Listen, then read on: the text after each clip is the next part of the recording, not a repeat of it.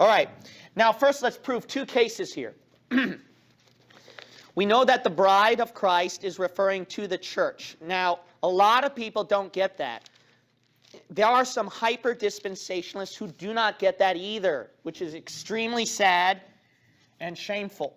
So, if you truly are a dispensationalist, you got to realize this. The church is the bride of Christ. Now, to prove this will be based off of the book of Ephesians. So I'm not going to get all over that. But Ephesians chapter 5 proves that the bride of Christ is the church. Now, there's going to be a thing called the marriage supper of the Lamb. The marriage supper of the Lamb. In the marriage supper of the Lamb, you are the bride that's going to get married to Jesus Christ.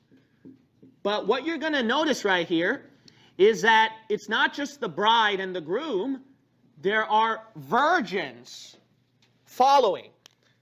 Like, remember in wedding ceremonies, you notice that you'll see the bridesmaids, the virgins, following along. And then, the bride tosses the flower back, and then the lucky virgin picks it up so that she can meet her husband next time. So where does all this come from?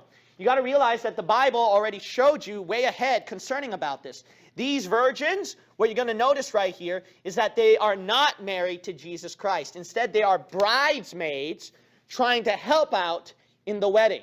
Now, who are these bridesmaids? These are tribulation saints. So the church saints, so we see the church is the bride. Now let's make it more specific so you can get it. Church age saints. So these are saints in the church age.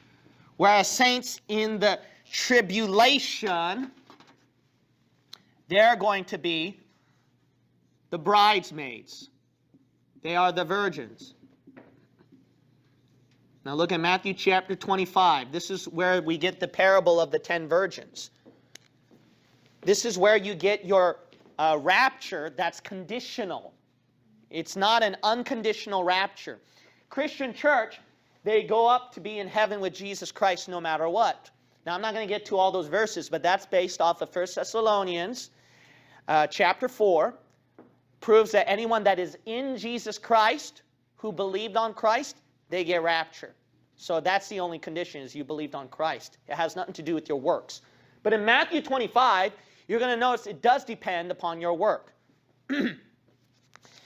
Verse 1, Then shall the kingdom of heaven be likened unto 10 virgins, which took their lamps and went forth to meet the bridegroom. And 5 of them were wise, and 5 were foolish. They that were foolish took their lamps, and took no oil with them. But the wise took oil in their vessels with their lamps. See, through careful work they made sure to maintain their oil in their lamps. While the bridegroom tarried, they all slumbered and slept.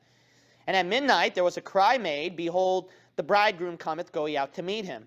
Then all those virgins arose and trimmed their lamps. And the foolish said unto the wise, Give us of your oil, for our lamps are gone out. But the wise answered, saying, Not so, lest there be not enough for us and you, but go ye rather to them that sell, and buy for yourselves.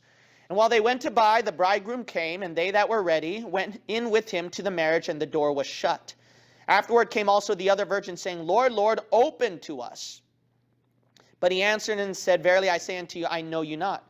Watch therefore, for ye know neither the day nor the hour wherein the Son of Man cometh. See, there's a famous rapture verse used by Tim LaHaye and many other people. But they don't know that that verse is referring to a second advent or to a tribulation rapture.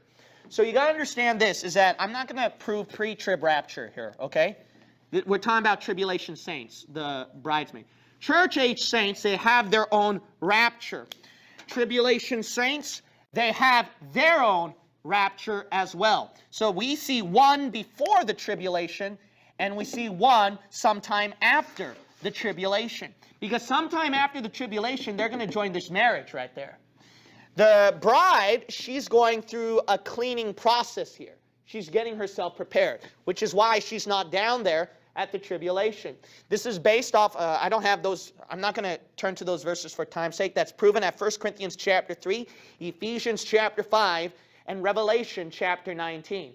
Whereas the tribulation saints, you're going to notice right here that they go up and then they join. We're going to look at Revelation, please. Revelation chapter 14.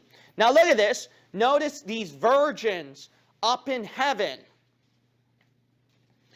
Revelation chapter 14, verse 3. And they sung, as it were, a new song before the throne and before the four beasts and the elders. And no man can learn that song but the 144,000 which were redeemed from the earth.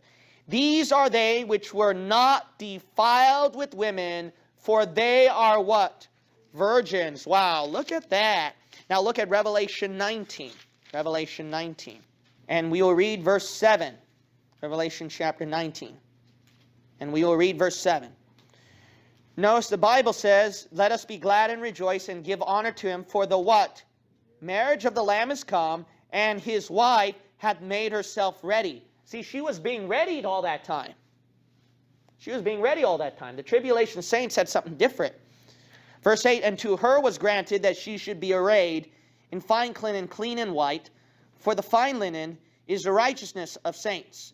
Now look at this, verse 9, and he saith unto me, write, blessed are they which are called unto the marriage supper of the Lamb. Now look at this, it's not just the wife and Jesus.